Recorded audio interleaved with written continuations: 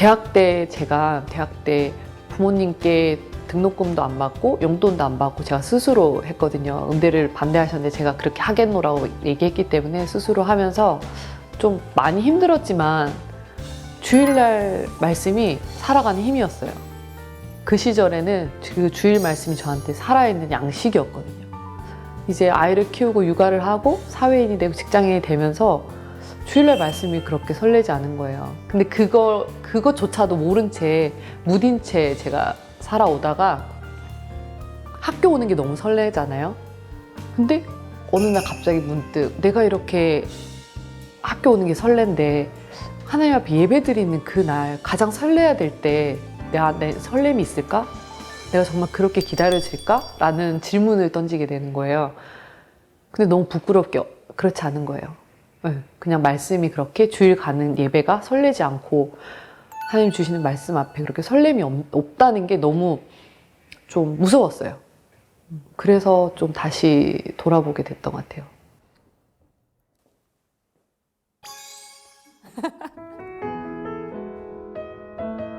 괜찮아요?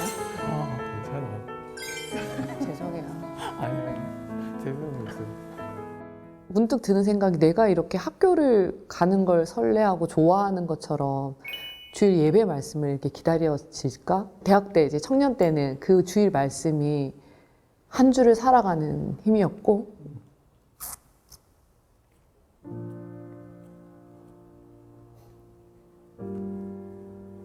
너무너무 감사했는데 지금은 그러지 못해서 그게 가장 좀 힘든 거예요. 네. 내가 이제 어느 순간 말씀 없이 이렇게 아무리 좋고 선한 일을 하더라도 분명히 이거는 나의 또 의로 여겨지지 않을까 그런 두려움도 있고. 최근에 내가 찬양을 했던 것 중에 십자가를 참으신 어린 양 예수라는 그 찬양을 하면서 문득 십자가를 참으셨다? 이 참으셨다라는 것이 내 안에 너무나 크게 들어왔고, 그래서 말씀을 찾다가 로마서 3장 25절 말씀을 보게 되었어. 그 말씀 중반 하반절에 보면 하나님이 길이 참으시는 중에 전에 지은 죄를 간과하심으로 자기의 의로움을 드러내셨다는 거야. 참다라는 이 단어가 무슨 의미지? 라고 찾다 보니까 이런 의미인데, 예를 들어 내가 원치 않았지만 암이 발병이 되었고 그러한 상황을 내가 피하고 싶다고, 또 내가 그것을 넘어서고 싶다고 넘어설 수 있는 게 아니잖아. 우리는 그 상황이 오면 항상 그 상황 앞에 우리는 부딪힐 수밖에 없고 딱 인내하면서 견뎌라고 성경에서도 계속 말씀하시는 그러한 말씀인데, 성경에 인내하다, 참다, 견디다라는 무수한 단어 중에 이 단어가 가지는 의미가 의지적으로 참는 그 참을 말하는 거더라고. 다시 말하면 우리는 환경에 매일 수밖에 없고 그 환경을 우리가 조정할 수 없지만, 사실 하나님은 어떠한 환경이든 어떠한 상황에 얽매이시는 분이 아니신데, 그렇다면 그렇게 하실 이유도 없으신 하나님께서 의지적으로 그 상황에 매이셔서 그 상황을 하나님께서 계속 만들어 가신다는 거지. 그래서 거기서 쓰여진 단어는 굳이 내가 그 상황에 있지 않으셔도 되는데, 그 상황에 매이지도 않으셔도 되는데, 하나님은 그 상황에 의지적으로 매이셔서 그것을 참으셨다라는 거지. 이걸 보면서 우리를 향한, 인간들을 향한 하나님의 사랑을 이렇게 나타냈구나. 하나님이 죄에 대해서 분노하시고 그냥 쓸어버리셔도 되는 분이신데, 그 하나님께서 의지적으로 그 시간들을 참으시면서 기다려 오셨던 그것. 그렇다 치더라도 다시 고민이 드는 건, 하나님이 길이 참으시던 중에 전에 지은 죄를 간과하심으로 자기의 의를 드러내신다는 게, 하나님이 죄를 묵인하실 수도 없는 분이고 죄의 대가를 치르시지도 않으면서 용서하실 분이 아닌데, 어떻게 하나님이 그것을 간과하심으로 그의 의가 드러나실까? 그걸 보니까 바로 그 상반절에 하나님께서 예수님의 피를 화목제물로 사용하셔서 우리를 다 다시 살리셨다라는 것이지. 근데 거기서도 보면 예수님도 사실은 하나님이시기 때문에 어떠한 상황이나 환경에 매이실 필요가 없는 분이시지.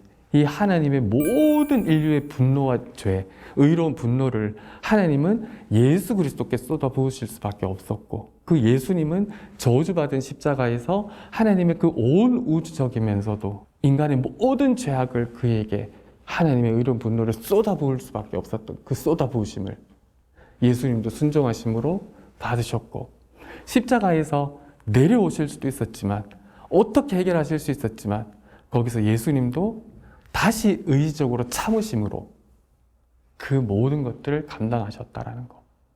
결국 이것은 에베소서 1장 3절 이하 말씀처럼 윤미쌤과 나를, 그리고 이 땅에 하나님을 믿는 자들을 그렇게 사랑하신다라는 것, 의지적으로 참으시면서 사랑하신다라는 것.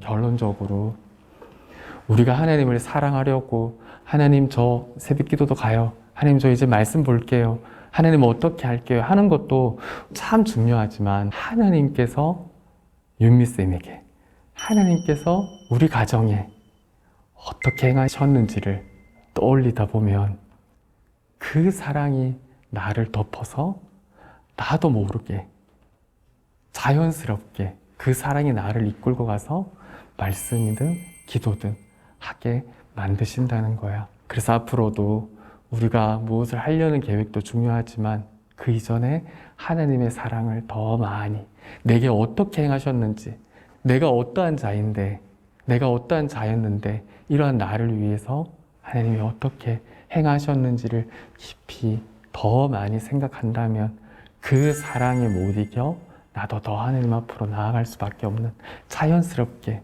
그렇게 될 수밖에 없는 은혜가 우리에게 주어지지 않을까 싶어.